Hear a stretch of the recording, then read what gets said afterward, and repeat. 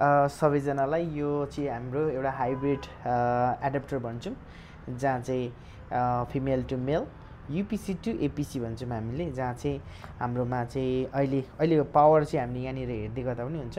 बाहिरबाट आएको पावर चाहिँ -22.2 छ भने अब यो सिधै चाहिँ तपाईँहरूले यो राउटरमा यस्तोमा लाउँदाखेरि यो हाई लस हुन्छ, एकदम 2 DBदेखि लिएर समथिङ डिबीसम्मको लस हुन्छ। त्यो भएको कारणले यसलाई चाहिँ हामीले अब युपिसीबाट एपिसीमा बनाउँछौँ हामीले यसलाई चाहिँ, जहाँ चाहिँ युपिसी टु एपिसी भयो।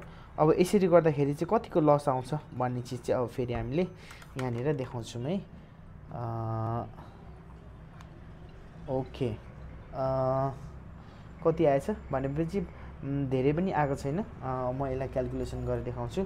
अगाडि 22.20 माइनस अहिले 22.54 भनेको 0.34 समथिङ चाहिँ लस, जहाँ चाहिँ नर्मल्ली डाइरेक्ट हाल्यो भने चाहिँ 2 DB समथिङ लस हुन्छ होइन।